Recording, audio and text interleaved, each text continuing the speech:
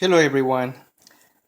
So today I want to show you how to assemble the it's XCP Kit, and to demonstrate this I actually have the XCP Kit that just came, and it came with a very nice poster that shows you how to assemble and how to place it in the mouth.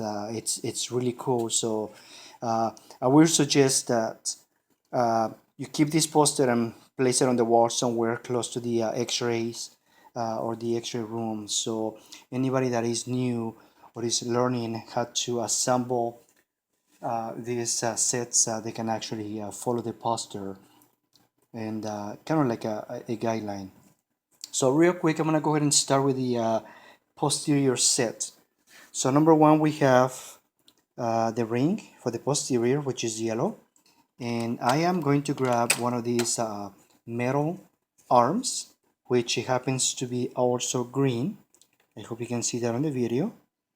All right, I'm gonna set it right here, and then we have a bite block, which is also yellow.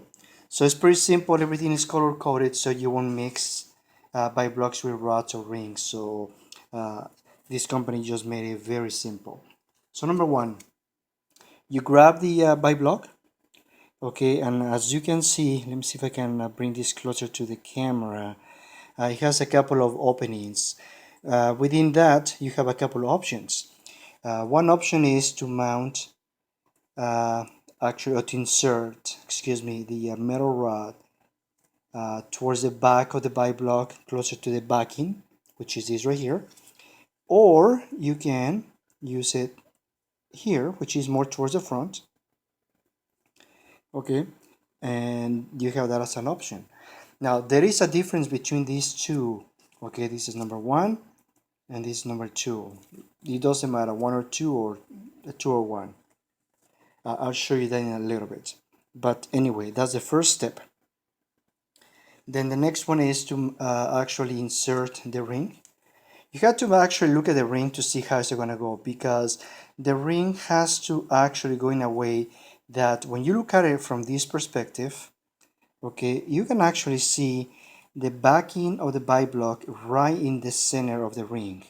Okay, so in this case, it's gonna go like that. Now, a tip that you can use is that, well, let me take this out. See a ring, this pointy portion here, I don't know if you can see it. It is wider here, and then it is narrower right here. So normally this goes towards the bite block.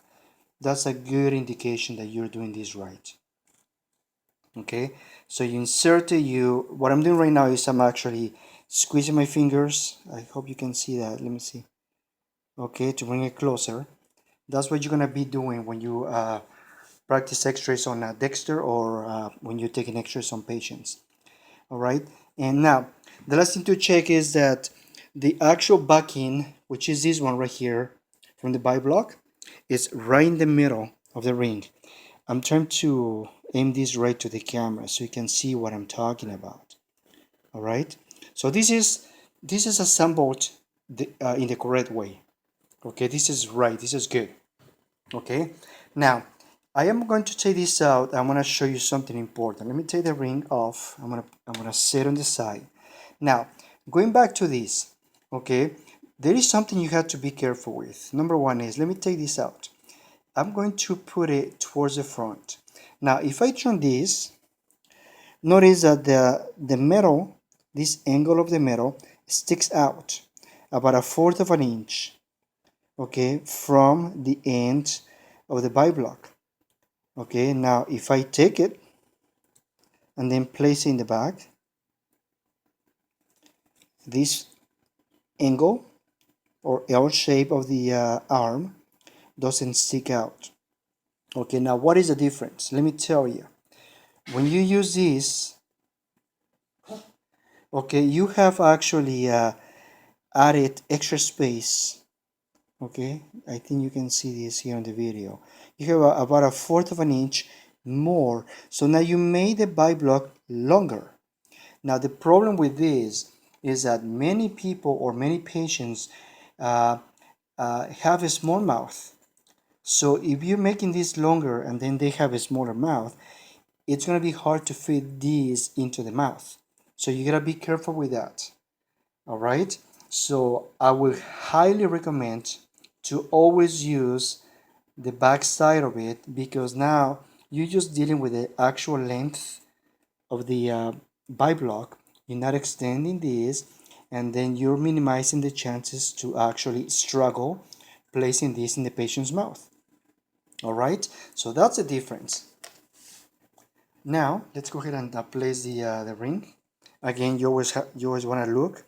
Remember the pointy part right there, which is this one. Okay, now this is right. Okay, now real quick, I'm going to demonstrate how to place this on a typodont. Okay, so I have right here, let me put this down. I want to show you something really cool.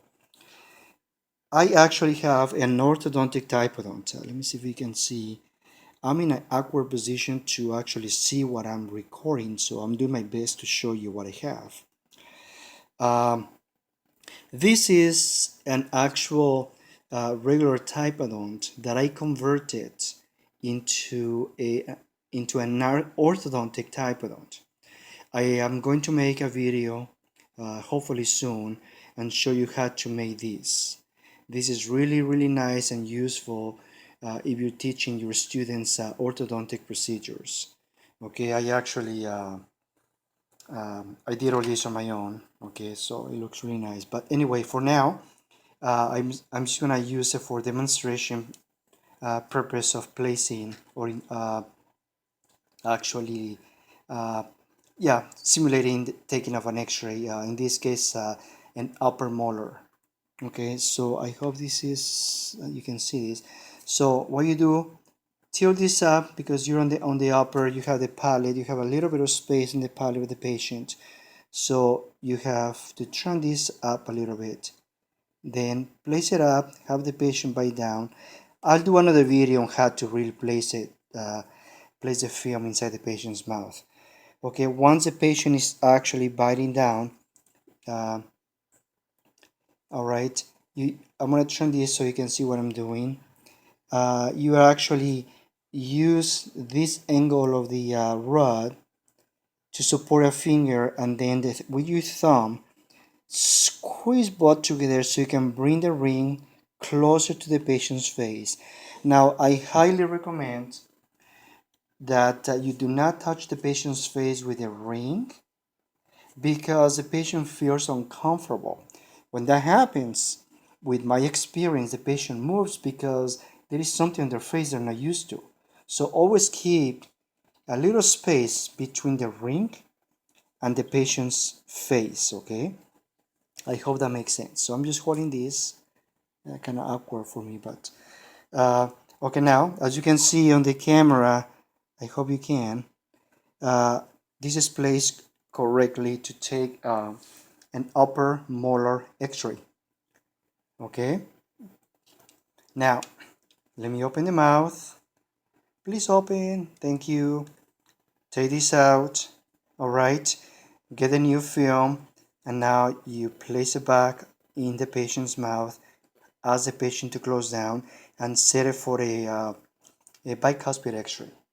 Okay, but technically you're supposed to move this out when you take it out, and then push it back in when you place the x-ray, the new x-ray in the patient's mouth. I hope you can see this. All right, so now this is a good placement for a bicuspid shot, okay, on the upper right side. Now let's open this, squeeze this out. See what I'm doing? Let me go back. Squeeze in. Now I have my index finger in the back of the ring, and I have my thumb on the tip of the arm. So I go like this. I hope you can see that, what I'm doing. I don't know if you can see it, but, and then you squeeze my fingers together to bring the ring away from the face. Ask the patient to open, tilt this out, and then just take the XCP kit out. All right, now let me explain to you something. The reason why you want to push this away, I'm talking about the ring, is because if you're so close to the face, and if you don't remove it, when you take it out, guess what? Look what happens. Right here, this is gonna hit the patient. You don't want that. You wanna minimize any possible discomfort from the patient. All right. So again, if this is too close, the skin is there. Maybe you're not touching the skin of the face, but if you don't push this out, as the patient now, look, I had to tilt it to get it out. So I'm gonna hit the patient. I don't want that. So to play it safe, squeeze this, push the ring out of the way. Now you ask the patient to open, take this out, and bingo. You took it out without any actually any chances of touching the patient's face. And what happens with that is the patients feel and remember everything that you do, so the least chances you have to hurt the patient, the better x-ray technician you become. And they will thank you for that, because many times patients have come to me and they had these horrible stories about how an x-ray technician took x-rays and really hurt the patient. So all I say to the patients is, you know what, I'm sorry what happened to you, but I promise you I'll do my best so you won't go through the same bad experience. And you know what, that's what you have to do. Okay, say that, do your best, and then at the end the patient's gonna say, wow, thank you, you know, that didn't hurt. And that's what you want, you know, of course, along with taking good quality x-rays. So anyway, let me put this down. I am not gonna waste time on disassembling this, so I'm just gonna put it aside. I'm gonna show you, by the way, this one real quick, I'm sorry, if you flip it, you can actually take x-rays. See, right now I show you on the upper right. I'm gonna open them out. If you just flip it, leave it the way it is, just flip it, you can actually use it for the lower left quadrant. Okay, so same thing, everything is the same. Placement, bring this together, take the x-ray, okay, push it away, switch the x-ray, replace it for the bicuspids, have the patient close, bring this closer, take the x-ray, put it away, out, and take it out. As simple as that. So I'm going to move this out of the way. Okay, so now let's get the, to me this is the easiest way, the easiest x-ray, the anterior one. So let's see, this is brand new by the way, so I have to take it out. Okay, that is just a very simple way to assemble the anterior set from the XCP kit. And again, excuse my hands being on the way, but I'm trying to make sure I get everything. So this one, because the weird angle of this arm only fits one way, one position, which is this. Okay, I want to show you what is right, and then I'm going to show you what is wrong on this one. So now here is a ring, okay, blue, everything blue. Okay, there is just one way for this. Let me go this way. Okay, insert this ring into the metal arm. This is brand new, so it's hard. I'm actually struggling pushing it in. Let me take it out again. You know, there is a nice tip. If you have this issue, just put some oil here. Okay, or Vaseline. Vaseline will help a lot. So yeah, this is brand new, so it's hard. So I'm actually using force, okay, to insert this all the way. There you go, it's going. Okay, it was kind of hard, but yeah, once you do it a few times, kind of breaks in. You kind of like a brand new shoes. You gotta wear brand new shoes a few times before you break them in. So kind of same concept, but this is kind of hard too. Okay, so it is there. Okay, so now this is ready for the anterior teeth. As you know, we take normally we take 6 X-rays on the anterior teeth, 3 on the top and 3 on the bottom. Okay, the only thing I wanted to show you in this is that if a bite block is actually wrong, will be this way. Okay, definitely that's wrong. Okay, the X-ray film will be here, the ring here, so you will not get anything when you take the X-ray. Okay, so there is no way. Plus, if you get something, you're gonna get the metal, which is not gonna be good. So you flip it, Sorry if I'm doing this a little fast. Okay, I'm trying to get what I can. Squeeze this, and as you can see, sorry, move my camera a little bit. It's it's centered. The backing of the bite block, which is this, is actually right in the center of the ring. Okay, now you obviously place the X-ray. Now I'm going to show you real quick. Here's your patient one more time. Okay, you place this for the cuspid shot. I'm just doing this fast. I want to show you the concept of how when you assemble it, how it's placed. Squeeze this in. I'm gonna put some oil here, Vaseline later on, so it will be easier. And then you have this set up. Let me move my hands out of the way. Okay, for the cuspid, for the centrals and lateral incisors, just replace it, readjust it, and now you have it. Okay, I don't know if you can see, but and then the other cuspid on top. Practically, you just have the patient. Let me take this out. This is the cuspid right here. Just place the bottom of the bite block, which is this, right on the cuspid, so the patient. Sorry, is one-handed person here. Okay, so the cuspid bites right on the bite block in the middle. Okay, when you're ready to take the bottom teeth, the lower anterior, all you gotta do is just flip this, and it's the same concept. Just angle this a little bit, so the patient, so this part of the film, technically film should be here, right? Won't poke the patient's mandible too much. So you gotta tilt it. Look, not like this. It has to be tilted like that. I don't know if you can see. And then you have the patient bite down, and that minimizes any discomfort. That's the cuspid. Okay, this is for the centrals, lower centrals. So you take the X-ray like this, and the other side, the other cuspid, right there, and then you take the X-ray. All right, very cool. So let's open this. I'm gonna put this on the side, bring my typo down. Now I'm going to assemble the excuse me, the byway. Now here are a couple of things. Just like on the posterior, you have a couple of options. Okay, number one, when you insert the metal rod onto the bywing block, okay, there is only a couple of openings for this to go in. However, there are two ways to do this. Number one is this way, and number two is this way. For some reason, well, let me go ahead and place the ring. Again, it's a brand new. If you can see, excuse me, the narrow part of it goes facing the patient's face or the film. So let me insert this.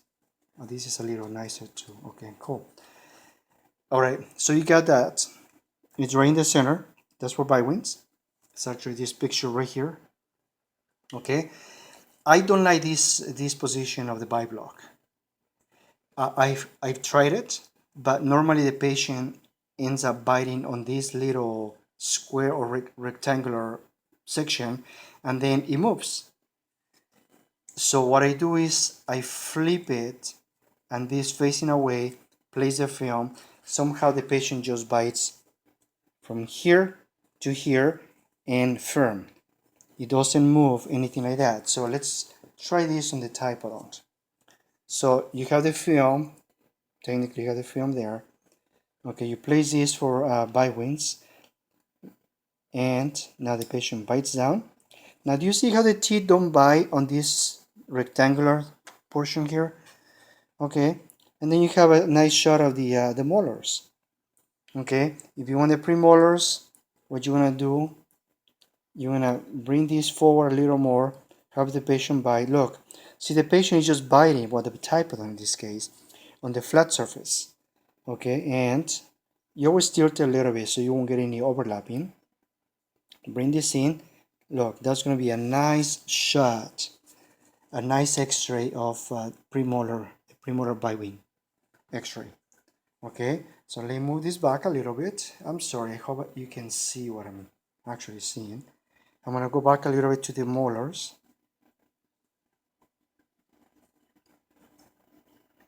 Okay, right there. That's a molar. Set up, squeeze this in, excuse me. Remember, don't touch the patient's face. Okay, perfect like that. And you want to have a nice molar bywing with overlapping because this is angled this way. If it's like this, you want to get overlapping. So a couple of tips for you. If you go like that, you will not get overlapping. That's because you fall in the contour of the teeth. Anatomically, our teeth are not straight like a box, they're curved. So like this, you get overlap. Like that, you fall in the curvature. It's called a curve or spee for those that don't know this terminology. So let me take this out. All right, patient opens. Take this out. Let's let the patient rest a little bit. Bring this down. And that concludes the demonstration of how to assemble each set of the XCP kit. Stay tuned because I am going to have more videos with more techniques, and sometimes I use my experience, my wisdom on how to do things a little bit better than anybody else. All right, until then, thank you very much, and you have a wonderful day.